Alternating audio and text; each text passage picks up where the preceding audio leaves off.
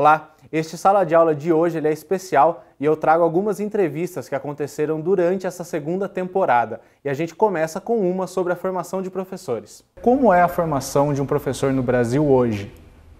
Bom, a formação de professores pode se dar nos cursos de pedagogia, no curso normal superior e nos cursos que nós conhecemos como cursos de licenciatura, que vão formar os professores da educação básica para as disciplinas específicas. E hoje nós chamamos esses cursos de licenciatura de cursos de formação de professores. E essa formação de professores atual, ela atende à expectativa de vocês da área? Bom, nós temos formações diversas, né? Então, nós temos formações nas escolas, nas universidades estaduais, nas confessionais, nas municipais, nas privadas, e são diferentes formações, embora todas regulamentadas, regidas por legislação federal e também estadual. Mas nós sabemos que são projetos distintos e que visam formações muitas vezes também distintas. Mas existem metas, existem planos educacionais que esses cursos têm que seguir para que um professor saia dali apto a dar aula de acordo com a faixa etária, né? Sim, nós temos, né, nós acabamos de aprovar em 2015 as novas diretrizes curriculares para esses cursos de formação de professores, né, em nível federal. Nós temos também uma legislação estadual, que aqui no nosso estado, então, vem do Conselho Estadual de Educação, e essa legislação, de alguma forma, regulamenta e também permite o acompanhamento desses cursos de formação de professores pelas esferas de poder. Já que a gente falou que tem vários níveis, municipal, estadual, tem diferentes formações, é diferente a formação de um professor para ensino fundamental, para ensino médio, e quais são essas diferenças? Então, nós temos formação para educação infantil, né, no nível de pedagogia, ensino fundamental do ciclo 1, também no nível de pedagogia, e para o fundamental ciclo 2 e ensino médio, nos cursos chamados de licenciatura, né? Há uma diferença, claro, porque nós temos, embora todos eles passando por um processo educativo, nós temos especificidades relativas à faixa etária, ao desenvolvimento, aquilo que se espera alcançar com aqueles jovens ou aquelas crianças em determinadas fases. E também, evidentemente, as especificidades de alguns conhecimentos que precisam ser ensinados a essas crianças e jovens. Você consegue pontuar o que é de cada um? Bom, na educação, eu acho que uma coisa geral que nós podemos falar, e aí em qualquer ciclo, né, do nosso desenvolvimento e, portanto, do processo educativo, que a nossa finalidade como educador é expandir o universo mental, né, das nossas crianças e dos nossos jovens. E isso significa, em cada etapa da vida, claro, algo diferente. Então, numa fase inicial, nós temos ainda, por exemplo, uma necessidade de um vínculo afetivo muito mais próximo entre o educador e a criança, o educando, né? As atividades que são importantes, mas elas vão se dar muito mais em função daquele vínculo que a criança estabelece com o adulto, e aí sim o interesse pela atividade, não exatamente propriamente pela atividade. Então o educador precisa estar muito preparado para esse vínculo, né? Conforme a criança vai crescendo, ela vai desenvolvendo um interesse mais particular pela atividade em si, e aí o professor pode ir progressivamente saindo de cena nesse sentido de uma proximidade muito afetiva, né? E passando o que a gente pode chamar do colo físico para um colo mais simbólico, né? Que ele vai funcionar como uma pessoa que estimula a pensar, estimula a conhecer, né? Estimula o relacionamento entre os pares, entre as crianças, os jovens e os adultos, mas aí como mais um mediador para esse conhecimento que está sendo transmitido, e não mais como aquela figura que centraliza, né, a relação para que a criança aprenda. Tá aí uma parte da entrevista sobre a formação de professores, e a gente assiste agora uma outra entrevista, um trecho sobre música e ludicidade nas escolas, que são as brincadeiras que acontecem com os alunos. Começo perguntando, Márcia, o que é a ludicidade? A ludicidade é a capacidade que o indivíduo tem, todo indivíduo tem, de brincar, de jogar, de ter a possibilidade de criação, de imaginação. Isso é o lúdico.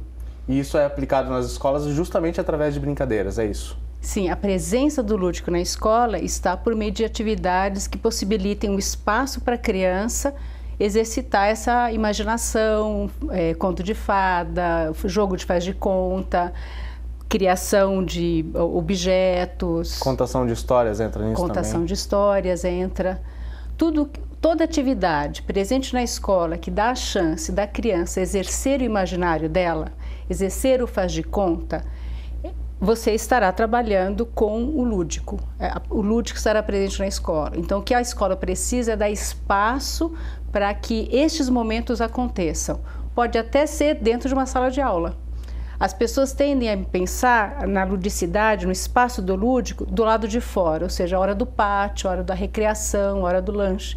E não, dentro da sala de aula, ela também pode estar presente. Pode ser incorporado à disciplina que está sendo apresentada, é isso? Sim, pode estar incorporada à disciplina que está sendo apresentada. Aquela ideia de que a criança só aprende sentada na carteira, olhando para frente, diante da lousa e o professor explicando, isso está ultrapassado, né? A criança pode aprender matemática por meio de jogos. A criança pode aprender a questão das dimensões por meio de desenhos, de brincadeiras no espaço. E o faz de conta, os contos de fadas, histórias, também elas ajudam a criança a narrar, a escrever, a exercitar o imaginário, né? Então, isso você pode, como professor, diante daquela criança, imaginar, diante daquele conteúdo que você tem que trabalhar, como que eu posso promover atividades em que o brincar esteja junto. A gente pode falar que a música, que é o que a gente vai discutir com o Walter, também está dentro desse universo? Sim. Também há uma perspectiva das pessoas de imaginar não só a hora do recreio, mas a aula de arte ou a aula de educação física. A música já tem um espaço garantido dentro das escolas. Então, o lúdico ele também está na hora de cantar, de tocar, de inventar um instrumento. De fato, sim, está presente. Você concorda com isso, Walter? Concordo. É difícil para uma criança ver o som. Ela não consegue perceber isso, né? Então, o lúdico ajuda nessa percepção do som. Seja correndo, por exemplo, a brincadeira rítmica, né? Seja falando pequenas frases e ela montando uma maneira de expressar uma frase musical, seja falada ou cantando isso. Juntando as duas coisas, uma brincadeira como composição musical, por exemplo. Então, não é necessariamente o ensino da música, precisa ser justamente aprender a tocar algum instrumento. Deve passar por isso, porque a maturidade da criança como musicista e como pessoa passa por um instrumento, né? Só a parte teórica não ajuda, porque ela precisa construir todo um saber musical para saber se expressar, né? A menos que ela queira investir no canto, né?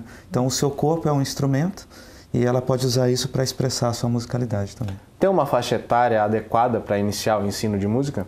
Olha, já tem países que começam com 0, né? Se pegar a Venezuela, o sistema, por exemplo, a criança nasceu, já tem ali durante o parto pessoas tocando e falando, seu filho vai tocar na nossa orquestra. Mas o ideal, assim, para a criança que quer já iniciar, a partir de 1 ano e meio, 2 anos, se a família não puder responder isso, mas algum profissional da área, trabalhar o aspecto rítmico, pequenas frases sonoras, noção de altura, o que é grave, médio e agudo, né? E assim vai inserindo naturalmente a criança no universo musical. Daqui a pouquinho a gente volta com o Sala de Aula, que hoje traz algumas das entrevistas que aconteceram durante essa segunda temporada.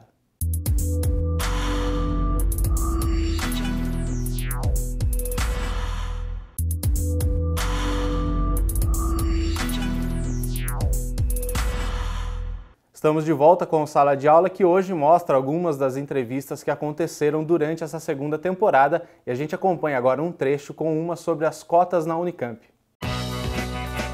O CONSU, Conselho Universitário da Unicamp, aprovou no dia 30 de maio de 2017 o princípio das cotas étnico-raciais para o ingresso nos cursos de graduação da universidade a partir de 2019. Para isso, foi criado um grupo de trabalho para determinar a forma com que esse sistema vai funcionar. A Universidade de Campinas é uma das mais importantes do país e recentemente foi considerada a melhor universidade da América Latina. E para falar sobre esse sistema de cotas da Unicamp, eu recebo José Alves, que é coordenador da Conveste, que é a comissão de vestibular da Unicamp, e também coordenador de um grupo de trabalho que discute justamente as cotas. José, obrigado por comparecer aqui. Obrigado pelo convite. Esse sistema de cotas, o que ele é? O sistema de cotas é uma reserva de vagas para um determinado público. Essa é a definição de cotas, né? No caso, nós estamos falando de cotas étnico-raciais para atender a uma demanda da população negra, particularmente, já que com a questão as questões indígenas, nós estamos pensando em vagas adicionais, então, portanto, não são cotas. E junto com isso, nós temos um sistema de ingresso de vagas na Universidade de Campinas que passa pela presença, por esses alunos serem oriundos de escola pública. Então tem também aí a questão social, né? Sim, pretendemos contemplar a questão social atrelada à escola pública mais diretamente. Tá, e como essa questão das cotas ela vai ser colocada em prática? Bom, a partir do vestibular de 2019, nós vamos ter um sistema que vai modificar a forma de ingresso da Unicamp. Provavelmente, no que o GT está neste momento, 80% das vagas continuarão a ser oferecidas pelo vestibular da Unicamp. Dentro desses 80%, nós vamos ter um percentual de vagas definido para as cotas étnico-raciais. As demais 20% das vagas devem vir por uma adesão que a Unicamp vai fazer ao sistema de seleção universitário unificado, que é por nota do Enem, então nós vamos ter que é o SISU. Então nós vamos buscar 20% dos estudantes oferecendo vagas da universidade, da Unicamp, para que estudantes de qualquer parte do país que tenham excelente rendimento possam vir a estudar dentro da Unicamp. E nessas vagas do SISU também vamos atrelar algumas delas à escola pública e outras às cotas. Como se chegou nessa necessidade de um sistema de cotas da Unicamp? Isso foi uma demanda de alunos ou foi uma demanda da própria universidade? Essa é uma demanda que vem da sociedade, né, de grupos organizados fora da universidade e depois também dentro da universidade. Ou seja, a Frente Pro Cotas, o Movimento Negro de Campinas, tem uma militância muito grande do ponto de vista de que a universidade não tinha uma representatividade equivalente à população do estado de São Paulo, que é quem financia a Unicamp, a USP e a Unesp. Então, por conta dessas demandas de que a sociedade, que tinha um quadro elitizado dentro da universidade, um quadro que não representava essa diversidade, é uma pauta, portanto, histórica que vem aí de algum tempo e que recentemente foi encampada pelo movimento estudantil desde, pelo menos, a greve do ano passado que nós tivemos na universidade. Esse modelo de cotas ele já está servindo de exemplo aí para outras universidades, porque a USP, logo em seguida que a Unicamp anunciou, ela também anunciou uma mudança, né? Sim, na verdade a gente está um pouco, nesse caso nós não somos a vanguarda, nesse caso nós somos as últimas duas universidades que estão aderindo às cotas, porque a lei de cotas no sistema federal existe há muito mais tempo. A experiência da UNB, a experiência da Federal da Bahia, da Federal de Santa Catarina, são experiências muito mais antigas e existe uma lei de cotas no sistema federal que foi legitimada inclusive pelo STF e que já existe. A diferença que nós na Unicamp vamos fazer é que o nosso sistema de cotas não deve ser um sistema tão restritivo quanto o sistema do governo federal. O sistema das universidades federais lida com 50% de vagas para a escola pública e aí o percentual da população incide sobre dentro desse, o percentual da população negra e indígena. Dentro desse 50%. Desse 50%, então, que é o modelo que a USP vai fazer. Então, no fundo, pensando na população do estado de São Paulo, que é de 37%, ou aproximadamente 37% de uma população autodeclarada negra, nós vamos ter um percentual de 18,5%. O caso das federais, da maior parte das federais e das universidades e da USP, pelo que a gente tem acompanhado. O que a Unicamp vai fazer é que hoje ela já tem 22% de uma população negra, uma população não branca, né? E o que nós pretendemos é, paulatinamente, chegar a 37% desse percentual, atendidos requisitos de qualidade, de mérito, de todo esse debate que a sociedade às vezes olha com uma certa preocupação, mas que nós temos que ter clareza de que o sistema de cotas ele não interfere no próprio rendimento da universidade, considerando as experiências já conhecidas e estudadas em outras unidades. E depois desse trecho da entrevista sobre as cotas na Unicamp, a gente acompanha agora um trecho da entrevista sobre o novo FIES. As regras para o FIES mudam a partir de 2018. A principal alteração é em relação ao pagamento, que perde a carência de 18 meses após o término do curso e começa a ser descontado automaticamente na folha de pagamento, assim que o estudante conseguir o primeiro emprego formal depois de sair do curso. e agora o FIES passa a ter 3 modalidades. FIES 1, que é voltado para os alunos com renda per capita familiar de até 3 salários mínimos e também não vai haver nenhuma taxa de juro real sobre o valor cobrado. As prestações vão ser pagas com parcelas de no máximo 10% da renda mensal, que serão descontadas automaticamente do salário ou do rendimento da empresa aberta em nome do beneficiado. A previsão é de oferecer 100 mil vagas para 2018 e o Fundo Garantidor dos Recursos vai ser a União. O FIES 2 vai ser voltado para os alunos com renda familiar per capita de até 5 salários mínimos das regiões Norte, Nordeste e Centro-Oeste. A taxa de juros vai ser de 3% mais correção monetária. As prestações vão ser pagas com parcelas também de no máximo 10% da renda mensal, descontadas do salário ou do rendimento da empresa aberta no nome do beneficiado. E segundo o MEC, a fonte de recursos serão os fundos constitucionais regionais. A previsão para esse FIES 2 é de oferecer 150 mil vagas. O FIES 3 vai ser voltado para estudantes com renda familiar per capita de até 5 salários mínimos. Ainda não há uma previsão sobre a taxa de juros, mas ela deve ser maior do que 3%. As prestações também serão pagas no mesmo sistema, com 10% da renda mensal ou o desconto do rendimento da empresa. A fonte de recursos vai ser o BNDES e Fundos Regionais de Desenvolvimento do Norte, Nordeste e Centro-Oeste, e o risco de crédito também vai ser dos bancos. A previsão é de que 60 mil vagas sejam oferecidas nessa modalidade, além de outras 20 mil adicionais com recursos do FAT.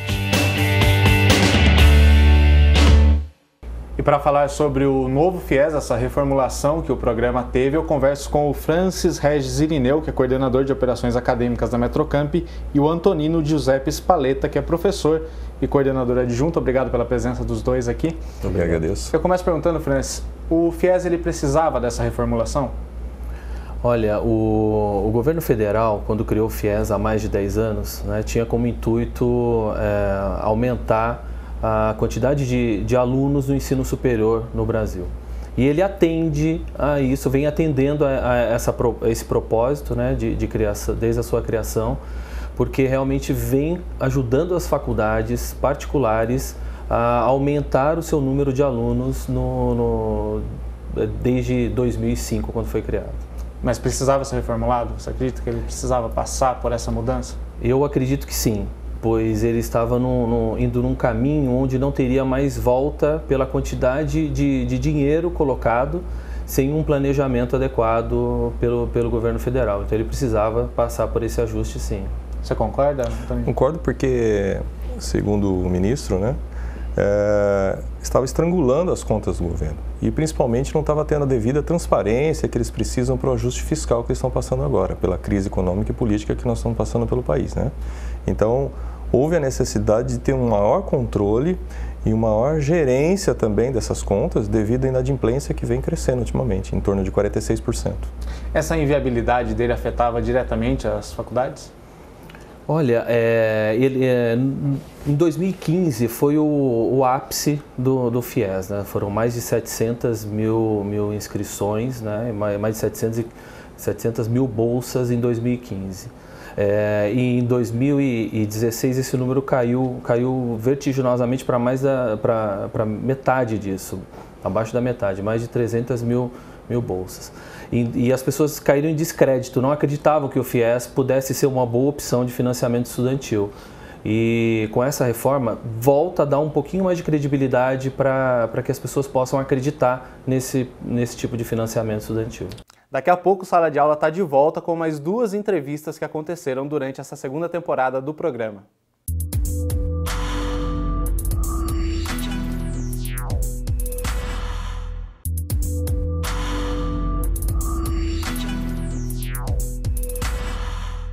De volta com a última parte do Sala de Aula, que mostra trecho de entrevistas que aconteceram durante a segunda temporada do programa, e a gente acompanha agora uma que foi sobre o bullying. Rodrigo, o que é bullying? O bullying, Michael, é uma ação, a gente pressupõe que o bullying é uma ação que acontece de um indivíduo, de um aluno, vamos pensar no ambiente escolar, né, de um aluno a outro, e essa ação ela tem que ter basicamente 3 características, né, para a gente pensar em bullying. Primeiro, ela tem que ser uma ação que agride o outro. Parece uma obviedade isso, mas essa agressão pode ser psicológica, física, às vezes até emocional. Então ela tem que ser uma agressão. Segundo, ela tem que ser intencional, né? E terceiro, ela tem que ser repetitiva. Então, fico muito feliz de você começar com essa pergunta, porque há uma confusão generalizada, né? Às vezes uma brincadeira mal feita ou uma desavença, muitas vezes é confundida com bullying. Na verdade, tem que ter aquela intenção até constante, repetitiva. A intenção, né? E repetição. E alguns especialistas que estudam profundamente bullying, que são as nossas referências, né, dizem que isso tem que ter mais outras características, como, por exemplo, ser do mesmo nível hierárquico. Então, é aluno com aluno, por exemplo. Um professor não faria bullying, seria algo mais grave, seria algo como um assédio moral, por exemplo. Um abuso de poder. Um abuso de poder, exatamente. Então, a gente, quando fala de bullying, ele é muito específico. Então, a gente tem que tratar com essas características, tanto na ação quanto na prevenção. E tem uma idade que isso acontece mais, ou vocês conseguem falar que em determinada idade acontece mais um tipo certo de bullying, alguma coisa assim? Eu percebo que na minha experiência de colégio, primeiro que ele acontece a partir ali dos 6, 7 anos, já existe essas características. E isso se estende até o final do ensino médio, pensando no ensino básico, né? Agora, de fato, ali de 10 a 12 anos, há uma intensidade maior. E tem um motivo, né? É a adolescência. Você tem a pré-adolescência e esse momento do adolescer, que é uma confusão física. As pessoas, a criança, né, tá deixando de ser criança, começa a crescer, uns têm o estirão, outros não têm. Então é aí que surgem as diferenças. Não sei se todo mundo que se lembra dessa época, a época que você tinha um amigo bem mais alto, o outro que não cresceu ainda. E aí começam a surgir as brincadeiras. A brincadeira do você é narigudo, teu braço é comprido. Quando é brincadeira, e eu sempre trato isso com os meus alunos, né? Se nós dois brincarmos, você faz uma brincadeira que seria uma agressão, mas que não me incomoda, e eu também brinco com você e não te incomoda, isso pode durar a vida inteira, e a gente ser parceiro para a vida brincando. E a gente tem amigos assim. Mas às vezes um se incomoda. Aí começa a ser chamado de bullying já, né? É aí que começa o problema. E é aí que um sofre. E muitas vezes isso não é transparente, às vezes isso não aparece, às vezes isso fica velado por muito tempo. E dá para falar que esse tipo de agressão que você falou, de fazer uma piada com o corpo, alguma coisa, é o tipo de agressão mais comum? É o tipo de agressão mais comum e é a mais visível, que é a primeira característica, que é quando a gente está nessa pré-adolescência, que as mudanças do corpo acontecem e a criança, que agora está um adolescente, está confuso também, está ainda tentando se entender, os meninos com pelos, músculo, as meninas que aparecem já os aspectos femininos, o seio crescendo, muitas vezes a menstruação, tudo isso gera uma confusão de se conhecer. Então é quando aquele indivíduo deixa de ser criança e ele se estranha. Então qualquer fala às vezes do colega, qualquer brincadeira do colega pode realmente e vai afetar profundamente o sentimento do outro. Depois dessa entrevista sobre o bullying, a gente vê agora uma que fala sobre o uso das tecnologias na sala de aula. Qual o panorama que a gente pode fazer do uso das tecnologias em sala de aula no Brasil? Bom, eu costumo dizer que assim, hoje em dia não é mais opção, né, o professor escolher se ele vai querer ou não fazer uso da tecnologia na sala de aula. Se a gente parar para pensar, nós temos assim, a escola ela é do século XIX, com professores do século XX, mas trabalhando com alunos, né, para entregar para esse século XXI. Então não tem mais como a tecnologia ela não permear, ela não ser mais uma ferramenta de trabalho de sala de aula para o professor.